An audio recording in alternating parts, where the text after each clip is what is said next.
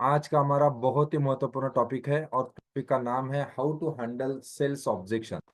जब भी हम सेल्स करते हैं तो बहुत सारे ऑब्जेक्शन हमारे साथ आते हैं और इस ऑब्जेक्शन को हैंडल करने का तरीका क्या है। पहली बात तो ध्यान रखना है कि हम कुछ इस तरह से अगर अपना प्रेजेंटेशन बनाए कि जिसमें ऑब्जेक्शन ही ना आए, इसका ख्याल देते हुए जिसको मैं कहता हूं ऑर्गेनाइज सेल प्रेजेंटेशन अगर आप बनाएंगे, जो भी आपके कस्टमर के बारे में अगर आप जानते हैं अच्छे से, अगर आपके आइडियल कस्टमर को पहचानते हैं, इसके ऊपर हमने बहुत डिटेल में काम किया हुआ है, तो आप पाएंगे कि आपके कस्टमर के एक आइडियल 5 से 6 प्रकार के अलग अलग ऑब्जेक्शंस होते हैं। और ये 5 से 6 प्रकार के ऑब्जेक्शन को अगर आपने आपके प्रेजेंटेशन में अच्छी तरह से अगर हैंडल किया है, तो नॉर्मली आपके प्रेजेंटेशन के बाद में क्लोजिंग के समय आपको ऑब्जेक्शन नहीं आते हैं। अगर आ भी जाते हैं तो बहुत आराम से आप उसको हैंडल कर पाते हो, क्योंकि आपने उसका ऑलरेडी जवाब आपके प्रेजेंटेशन में दिया होता है। तो अगर आपका ऑर्गेनाइज सेल प्रेजेंटेशन आप मेंटेन करते हैं तो बहुत सारे ऑब्जेक्शन के जवाब आपके प्रेजेंटेशन में आते हैं। लेकिन उसके बावजूद भी अगर आपके प्रेजेंटेशन के बाद प्रेजेंटेशन में कोई ऑब्जेक्शंस आते हैं, तो कौन से चीजों का ख्याल रखना है, ये कुछ चीजें आज मैं आपके साथ डिस्कस करने वाला हूँ। और मेरे पिछले पिछले 15 सालों का अनुभव बोलता है, पिछले 20 सालों से मैं इस इंडस्ट्री में काम कर रहा हूँ, तो जो मुझे अनुभव आया है वो मैं आपके साथ शेयर करूंगा। यस। तो अगर अच्छे लगेंगे तो जरूर उसको आपके प्रेजेंटेशन में आपको इस्तेमाल करना है। पहला बात मेरा मानना है दोस्तों, मैंने देखा है कि जो भी आपके कस्टमर आपको ऑब्जेक्शन देते हैं, हर बार वो सही होते हैं ये जरूरी नहीं है। ओके। तो मेरा पहला पहला आपको पॉइंट आपको नोट डाउन करना है। डोंट बिलीव कि जो आपके कस्टमर ऑब्जेक्शन देते हैं वो सारे के सारे सही है, वो गलत भी हो सकते हैं। बहुत बार आपको फुटाने के लिए, बहुत बार आपसे पीछा छोड़ने के लिए कस्टमर कुछ तो ऑब्जेक्शन दे देता है, तो आपको इस चीज का ख्याल रखना है कि सारे के सारे ऑब्जेक्शन सही होते हैं, वही ऑब्जेक्शन उसका होता है, ऐसा नहीं होता है। जैसे बोला जाता है ना, हाथी के दिखाने वाले दांत अलग होते हैं, खाने वाले दांत अलग होते हैं।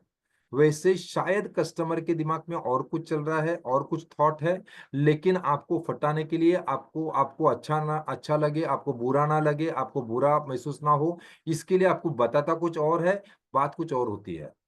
तो पहला पहला ध्यान आपको रखना है कि यस, आपको बहुत शांति से, बहुत समझदारी से उसको नोटिस करना है, क्या जो वो बोलना चाहता है सही में वही ऑब्जेक्शन उसका है ना। पहले तो उसको आपको गौर से सुनना है। ओके। उसको सुनना है, क्योंकि हर सवाल का जवाब अगर आप देते जाएंगे तो आप फ्रस्ट्रेट हो जाएंगे। ओके। यस। तो आपको पहले तो क्या करना है, उस बंदे को सुनना है, सही में क्या बोलना चाहता है, और क्या सही में जो उसका ऑब्जेक्शन वो रियल ऑब्जेक्शन है। उसको तुरंत रिएक्ट नहीं करना है। पहले उसको सुनिए, उसको समझ के लीजिए, उसको दोहराइए, उसको फिर से कंफर्म कीजिए क्या सही में आप यही बोलना चाहते हैं। यही आपका सबसे बड़ा चैलेंज है जिसके कारण आप एक्शन नहीं ले पा रहे हैं, डिसीजन नहीं ले पा रहे हैं।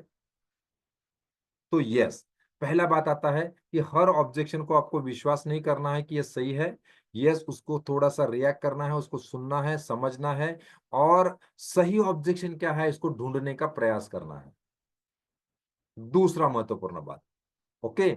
उसके बाद में आता है, जब आपका प्रोस्पेक्ट, आपका कस्टमर जब आपके साथ बात कर रहा है, तो उसको बीच में इंटरप्ट नहीं करना है।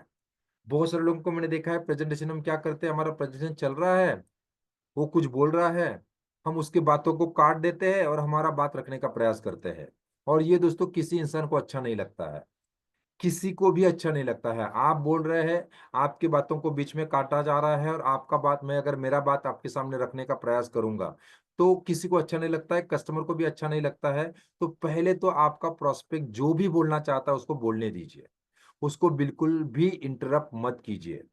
सेल्स का बहुत बहुत इंपॉर्टेंट रूल कहता है कि यस, सेल्स में जो ज्यादा बोलता है वो हारता है, और जो कम बोलता है वो जीतता है। जब आप सेल्स में बैठे हैं, आपका सामने वाला कस्टमर जितना ज्यादा बोलेगा, उतना, यस, वो आप जीतने वाले हैं। क्योंकि यस यस, सवाल पूछने वाला जो है वो जीतता है, और जो सवाल का जवाब देते हैं वो हारते हैं। तो कोशिश करना है कि आपके प्रेजेंटेशन में आपका प्रोस्पेक्ट ज्यादा से ज्यादा बात करे। और अगर उसने बात करना स्टार्ट कर लिया, उसके बातों को अगर आपने सुनिया, तो आपको सही जवाब क्या देना ये भी आपको समझ में आएगा। बहुत सारे सवालों का जवाब आपका कस्टमर ही अपने बातों में दे देता है। कस्टमर चाहता क्या है कि अगर आपने ध्यान से सुना, तो बहुत ज्यादा बड़ा बड़ा प्रेजेंटेशन देने की जरूरत नहीं पड़ती है। छोटी छोटी बातों से, छोटे छोटे डायलॉग से, छोटे छोटे कॉन्सेप्ट से आपका प्रेजेंटेशन क्लोज होता है। तो दूसरा महत्वपूर्ण बात है, कस्टमर के प्रेजेंटेशन जब भी आप कस्टमर बात कर रहा है, तो आपको कभी भी उसको इंटरप्ट नहीं करना है। पूरी तरह से उसको सुन के लेना है। जब वो बोल रहा है, उसके बातों से पूरा सुनो। उसको थोड़ा सा यस, उसको पॉजिटिव, उसको दिखना भी चाहिए आपके चेहरे से, आपके हाव भाव से, कि आप उसको वैल्यू कर रहे हैं, आप उसका रिस्पेक्ट कर रहे हैं, उसके बातों को समझ पा रहे हैं। सिर्फ सुनने के लिए नहीं सुन रहे हैं। तो उसको क्या करना है, उसको इंटरप्ट नहीं करना है, पूरी बातों को सुनना है। यस, पूरी बात उसकी होने के बाद, उसको कंप्लीट सुनने के बाद उसको धन्यवाद कीजिए, थैंक यू कीजिए। और आपने उसको पूरी से सुना हुआ है, ये समझने के लिए उसका नोडिंग भी कर सकते हैं, आपकी मुंडी को हिला सकते हैं पॉजिटिव वे में कि यस मैं समझ रहा हूँ आप क्या बोलना चाहते हैं, आप क्या बताना चाहते हैं, मैं समझ रहा हूँ, मैं एक्सेप्ट कर रहा हूँ आपको, आपको एक्सेप्ट कर रहा हूँ, और आपको यस, आपको सुन रहा हूँ, आपके बातों को मैं एग्री करता हूँ। इस तरह से उसको फेथ करना है। थैंक यू कहना है कि आप बोल रहे हो एकदम सही है। उसके बातों को पहले एग्री करना है, और फिर उसको उसको जो है एग्जाम्पल के साथ उसको उसको जवाब देना है। ओके। अगर आप उसके ऑब्जेक्शन को, उसके बातों को अगर आपने तोड़ने की कोशिश की, नहीं नहीं नहीं सर ये ऐसा नहीं होता है, मैं बताता हूँ कैसा होता है, तो दोस्तों वो आंखें कान बंद करके फिर सुनना चालू करेगा। तो पहले बात तो जो भी बोल रहा है उसको एक्सेप्ट कीजिए, एग्री कीजिए।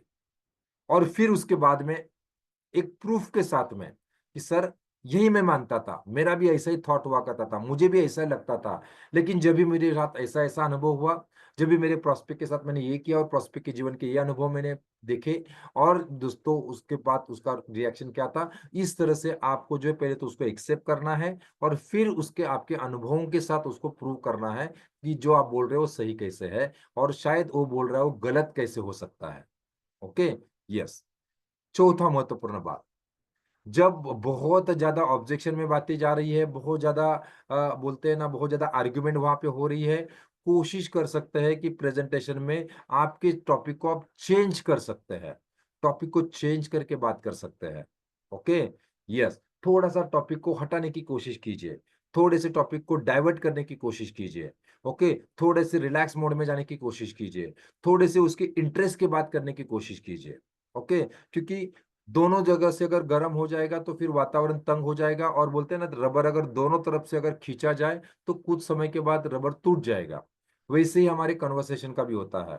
तो जब कन्वर्सेशन दोनों तरफ से अगर आर्गुमेंट का बात चलेगा, तो दोस्तों एक कन्वर्सेशन हो सकता है कि चांस है कि आप जीत भी जाए, या प्रेजेंटेशन आपने बहुत अच्छे उसको, आपका प्रेजेंटेशन थमा भी दिया, लेकिन शायद आप सेल्स हार जाएंगे।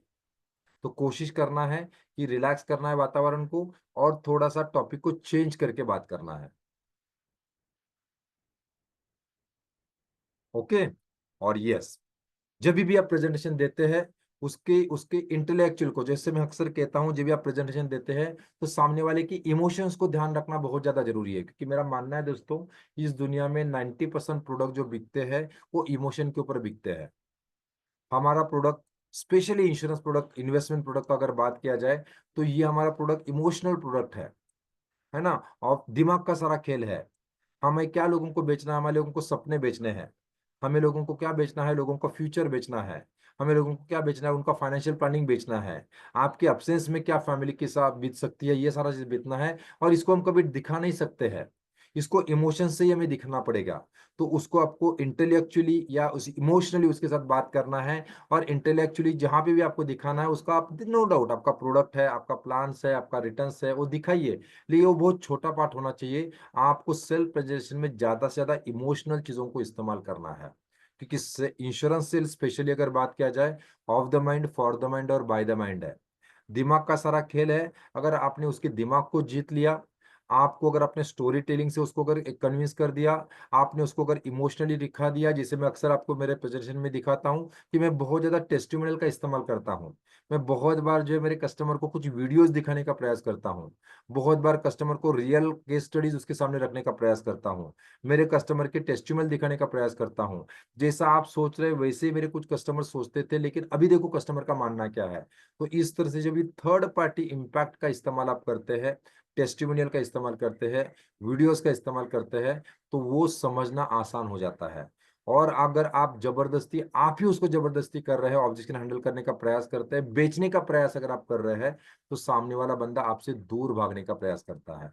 तो मैं चाहता हूं जब भी आप सेल्फ प्रेजेंटेशन देते हैं, ये 4-5 चीजें जो नॉर्मली प्रैक्टिकल प्रेजेंटेशन में मेरे आती है, तो ये मैंने आपके सामने रखने का कोशिश किया। तो जरूर आप इसका इस्तेमाल कीजिए आपके पूरे प्रेजेंटेशन में, और आपका प्रेजेंटेशन पॉजिटिव जाने के लिए आपको इसका बहुत बहुत बहुत ज्यादा फायदा होगा।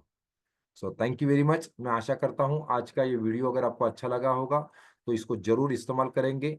दोस्तों के साथ, फ्रेंड्स के साथ भी इसको आप शेयर कर सकते हैं, ताकि उनके भी सेल्स में उनको हेल्प हो सके। Thank you very much. Bye bye, take care. मिलते हैं इसी प्रकार के अलग अलग टॉपिक के साथ। Thank you very much.